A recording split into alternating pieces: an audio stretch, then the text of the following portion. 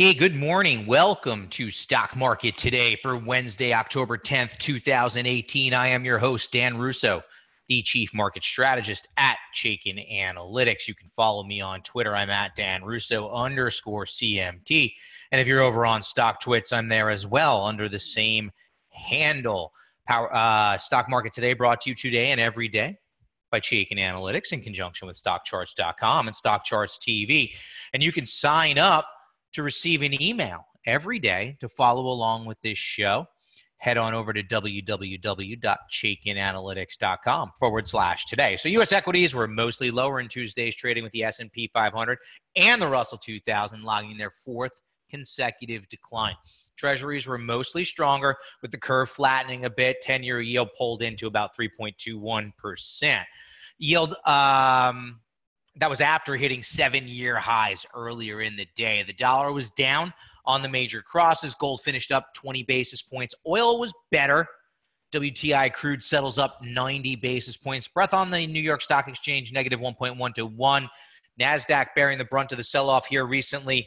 Breadth there, a negative 1.5 to 1. Your outperforming groups were energy, the REITs, utilities. Tech actually outperformed on the day, as did healthcare. Your underperformers, materials, down 3.4%.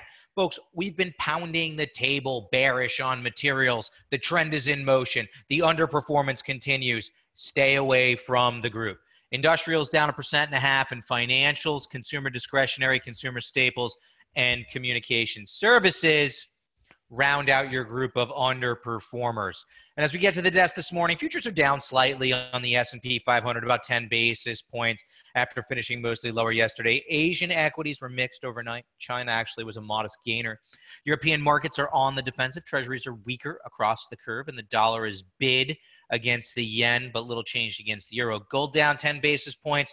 WTI crude little changed. And as we look at the S&P 500 and its structure, we are continuing to test support at 2873.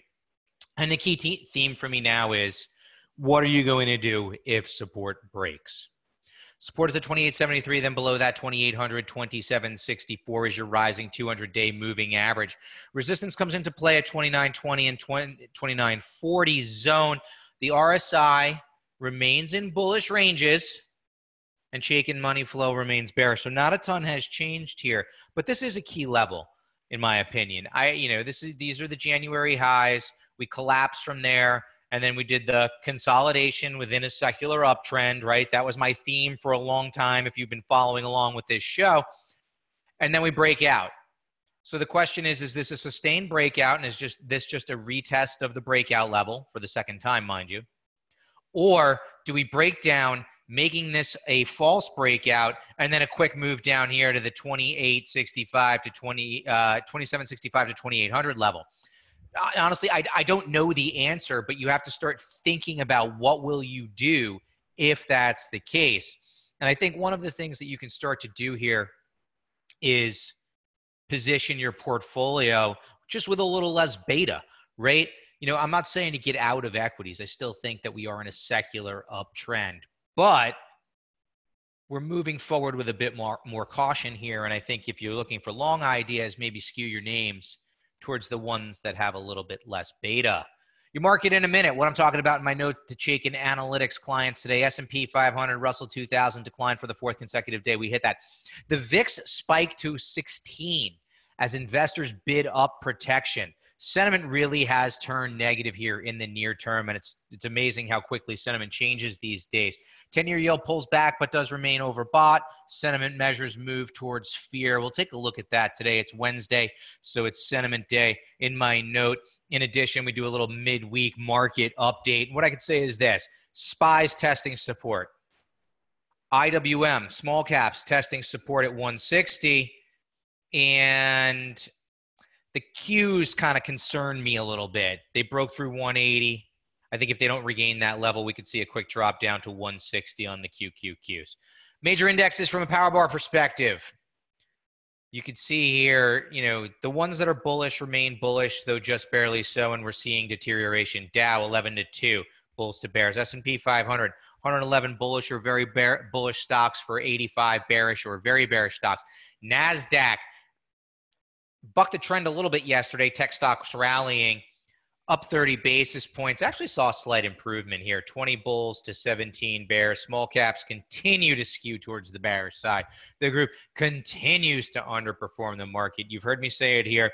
I think that trade is getting a bit long in the tooth, right? I'm not by no means trying to call a bottom, but I'm just saying if you're going to run out today and say today's the day to overweight large to small, I think we've missed that boat.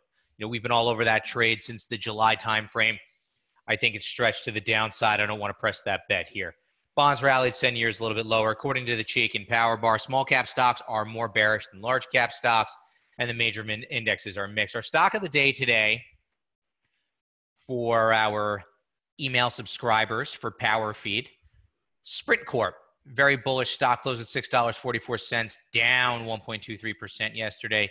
Sprint has a bullish Chaikin Power Gauge rating, or a very bullish rather, due to very strong price volume activity, attractive financial metrics, and positive expert activity. Ticker symbol letter S, very bullish Power Gauge rating. Let's walk through the chart. Very bullish stock, strong trend, strong industry group. So we are, as I like to say, fishing in that right pond. But here's what's interesting to me. This is why this is important, because you can see the trend of the Power Gauge, right? And how it's changing over time, how the personality of this stock is changing over the past year. A year ago, we were bearish and very bearish. Then we turned kind of neutral bearish. Then we started going kind of neutral bullish. And now we are on that bullish, very bullish reading and have been for a while. But we were waiting for the dynamic duo to get in gear.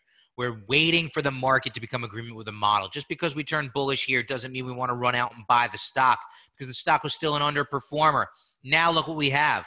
Back in early September, stock began to outperform relative to the SPY. Dynamic duo in gear, market in agreement with our model. And you're seeing a little bit of a personality change on money flow. Whereas, 10, 12 months ago, the stock was seeing intense bearish money flow as it was being sold aggressively by institutional investors. That started to diminish, and now we're starting to see higher peaks on the bullish side of money flow. Stock is above a rising long-term trend line, oversold based on our overbought, oversold indicator.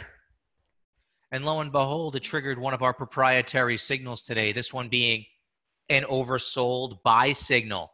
So Sprint Corp, letter S, is exactly the setup that we are looking for here at Chaikin Analytics.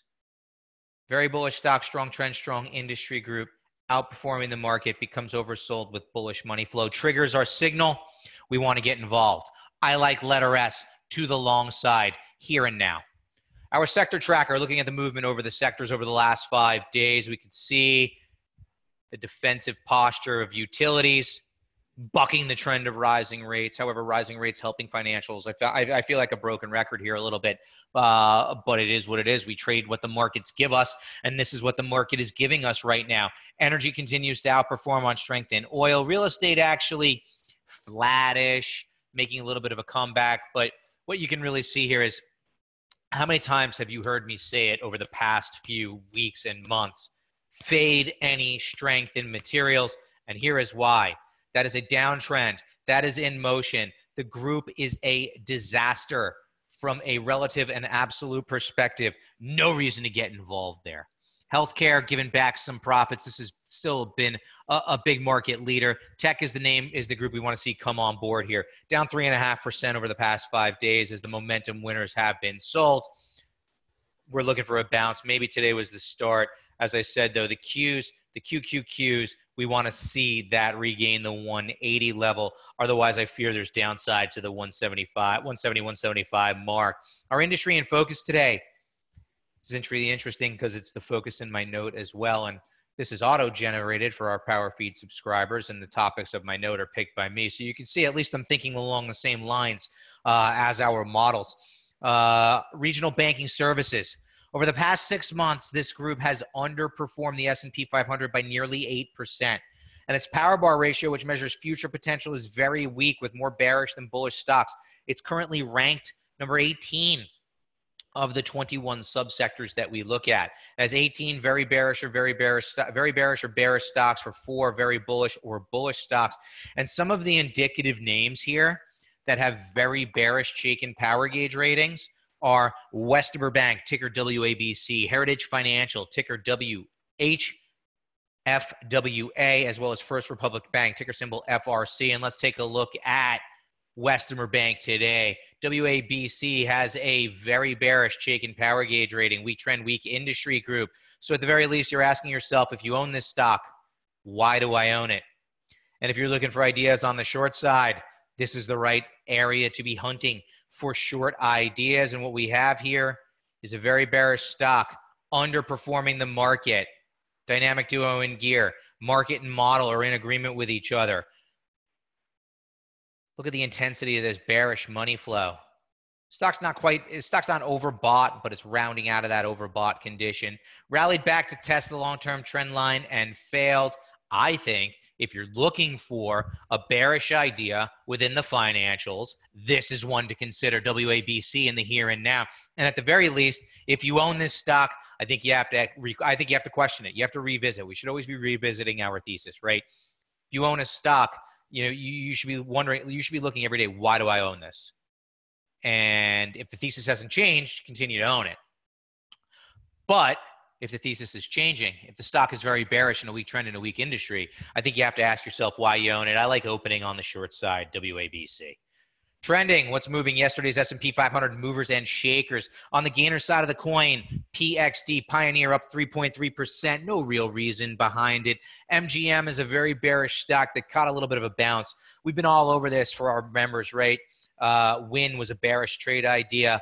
MGM, bearish name. The casino and hotel stocks have really just been under immense pressure, and you're seeing a little bit of a bounce here.